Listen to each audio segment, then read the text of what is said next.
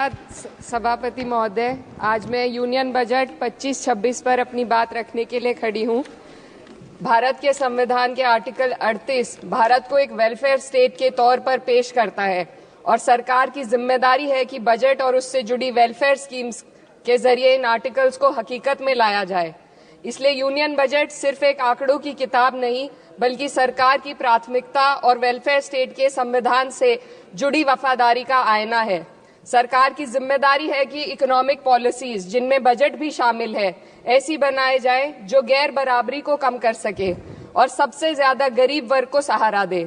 Budget वो lifeline है जिससे शिक्षा, स्वास्थ्य, पेयजल, सोशल सिक्योरिटी, SC/ST माइनॉरिटी, गरीबों की भलाई के लिए स्कीमें चलाई जाती है। मगर ये बजट को देखकर महसूस होता है कि ये भविष्य के निर्माण से ज्यादा हेडलाइन बटोरने का एक दस्तावेज है। इससे सबसे ज्यादा प्रभावित होने वाली वही लोग पीछे छूट रहे हैं जिन्हें सरकार के सहारे की सबसे ज्यादा जरूरत थी। वो किसान जो बढ़ती लागत से परेशान हैं, वो नौजवान जो बेरोजगारी का सामना कर रहे हैं और वो औरतें जो निजामती रुकावटों से जूझ रही हैं और वो गरीब जो महंगाई के बोझ के तले दबे हुए हैं। This government is proudly marketing the income tax exemption of 12 lakhs. But the question is, how many Indians even earn that much to benefit from it? Only 2.2% of Indian population pays direct taxes, whereas no relief has been given in regards to indirect taxes, the burden of which falls on everyone, especially the poor and weaker section of the society. This clearly shows that this is not an inclusive budget. GST की ऊंची दरों ने आम आदमी की कमर तोड़ दी है। जरूरत इस बात की है कि खाद्य सामग्री, दवा, स्कूल की किताबें और जरूरत की चीजों पर टैक्स कम किया जाए। पेट्रोल, डीजल पर टैक्स कम करने की कोई कोशिश नहीं हुई, जिसका सीधा असर हर नागरिक पर पड़ता है। आर्टिकल 41 कहता है कि सरकार को ये कोशिश करनी चाहिए कि वो अपनी इकोनॉमिक हालात और रिसोर्सेज के हिसाब से लोगों को रोजगार दे।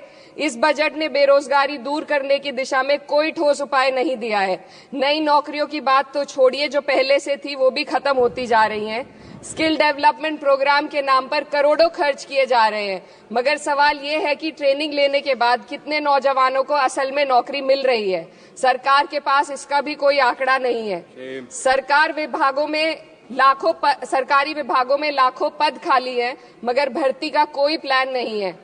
आर्टिकल 45, जिसके द्वारा सरकार की जिम्मेदारी है कि हर बच्चे को 6 साल की उम्र तक फ्री और जरूरी तालीम मिले ताकि उनका बुनियादी तालीमी डेवलपमेंट सही से हो सके, जिसको संसद ने शिक्षा का अधिकार अधिनियम बनाकर और भी मजबूती दी थी, परंतु इसकी जमीनी हालत क्या है वो किसी से छुपी नहीं है।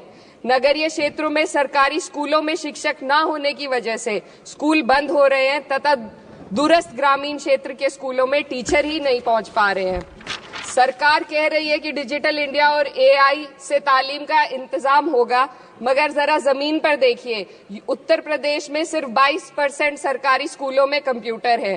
मेरे संसदीय क्षेत्र कैराना में कई सरकारी स्कूल शिक्षक न होने की वजह से बंद हैं और मदरसा एजुकेशन के बजट में 57% की कटौती कर दी गई है। क्या यही सबका साथ सबका विकास है? इसी तर्ज पर अस्पताल हैं जहां पर डॉक्टर नहीं है। आर्टिकल 47 अच्छी सेहत और जिंदगी के स्टैंडर्ड को बेहतर बनाने की आवश्यकता पर जोर देता है। राज्य की जिम्मेदारी है कि लोगों की सेहत और उनके वेलबींग को बेहतर करने के लिए जरूरी कदम उठाए, लेकिन हकीकत यह है कि इस बजट का सिर्फ 2% ही आम जनता तक पहुंच पाता है। शामली जिले में 84 डॉक्टर की पोस्ट स्वीकृत है, मगर सिर्फ 29 डॉक्टर काम कर रहे हैं और गायनोकोलॉजिस्ट मात्र 1 है। दवाइयों की कीमतें बढ़ती जा रही हैं, मगर गरीबों के लिए कोई राहत नहीं है। सरकार ने महिलाओं के लिए बजट बढ़ाने का दावा किया, मगर 81% इसका बजट सिर्फ पोषण योजनाओं में डाला गया है। महिलाओं के रोजगार, उनके इकोनॉमिक इंडिपेंडेंस और सुरक्षा के लिए कोई ठोस योजना नहीं बनाई है। बेटी बचाओ बेटी पढ़ाओ का बजट घटा दिया गया, जिससे साफ है कि ये सिर्फ नारेबाजी थी और कुछ नहीं। किसानों की बदहाली हम सबके सामने है, लगातार चलती आ रही है। 2016 में कहा गया था कि 2022 तक किसानों की आमदनी दोगुनी होगी, मगर 2025 आ गया और MSP पर कोई ठोस गारंटी आज भी दी नहीं गई है। गन्ना किसानों का बकाया अब तक नहीं मिल पा रहा है और तो और उत्तर प्रदेश में अभी तक गन्ना मूल्य भी तय नहीं किया गया है। DAP, यूरिया और खाद की कमी से परेशान किसान आज भी सड़क पर प्रदर्शन कर रहे हैं। मजदूरों के लिए जो सबसे बड़ी योजना मनरेगा थी, सरकार कहती है कि मनरेगा ग्रामीण भारत की रीढ़ है, मगर बजट में कोई भी बढ़ोतरी नहीं मिलना बहुत शर्मसार है। औसतन 44 दिन का ही रोजगार मिल रहा है, जबकि स्कीम 100 दिन की गारंटी की होती है। भारतीय रेलवे देश के लोगों की जीवन रेखा है और इसी से यहाँ के लोगों की आर्थिक एवं सामाजिक जिंदगी चल रही है। देश के हर हिस्से को रेल कनेक्टिविटी से जोड़े जाना सरकार की कल्याणकारी नीति का हिस्सा है। मेरे संसदीय क्षेत्र कैराना के रेलवे से जुड़ी 2 मांगे लंबे समय से लंबित हैं। दिल्ली शामली सहारनपुर रेल लाइन का दोहरीकरण और पानीपत शामली मेरठ लाइन का सर्वे अति शीघ्र ही कराए जाने की बहुत पुरानी मांग को बजट में शामिल किया जाना चाहिए। देश भर में बिजली की दरें बेहद असमान हैं। उत्तर प्रदेश में ये दरें बहुत ज्यादा हैं। देश भर में एक समान बिजली दरें लागू करने का प्रावधान किया जाए। रिवैम्प योजना में हर घर तक बिजली पहुंचाने के लिए एलटी लाइन बनाने का प्रावधान भी जोड़ा जाए। कृषि उपकरणों व खाद डीएपी को जीएसटी से मुक्त किया जाए। किसानों की एमएसपी की मांग को पूरा करने के साथ साथ उत्तर प्रदेश के किसानों को गन्ना मूल्य निर्धारण पिछले वर्ष से बढ़ाकर किया जाना बेहद जरूरी है। जनपद शामली व मुजफ्फरनगर को एनसीआर में तो शामिल किया गया है, परंतु वहां पर कोई विकास नहीं हुआ तथा उसको कोई भी लाभ नहीं मिला है। वहां के लोग सिर्फ प्रदूषण के बाध्यकारी नियमों से परेशान हैं, इसलिए दोनों जनपदों को एनसीआर की सीमा से बाहर किया जाना चाहिए। मेरे संसदीय क्षेत्र में मैं कुछ चीजें बजट स्पीच में ऐड करना चाहती हूँ। एक, ट्रॉमा सेंटर और जिला अस्पताल के अपग्रेडेशन की भी मांग है। जनपद शामली और सहारनपुर में एक महिला डिग्री कॉलेज खोला जाए।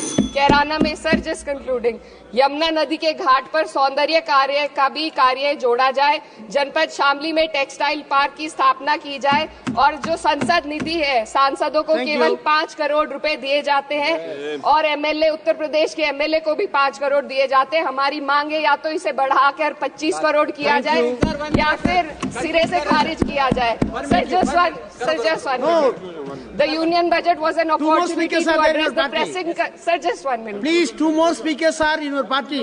Sir, just concluding. Pressing concern of India's citizen, rising unemployment, soaring inflation, crumbling public services, and deepening rural distress. Yet, instead of offering real solution, the government has focused on optics and half measures. While tax relief for the middle class is welcome, it does nothing for the millions who earn too little to benefit from it. Education remains underfunded. Rural employment stagnates and farmers continue to struggle without meaningful support. The delays in conducting the census and caste census further exposes the government's disregard for data-driven policy making and social justice. India needs a budget that prioritizes its people, not just its economic headlines. A budget that invests in human capital, strengthens social security and ensures dignity and stability for all. But what we have instead is another missed opportunity, one that fails the poor, the youth, the farmers and the women of this country. Budget प्रस्ताव पर अपने विरोध को मैं 2 पंक्तियों में आपके सामने रखना चाहूंगी। बेदम हुए बीमार दवा क्यों नहीं देते?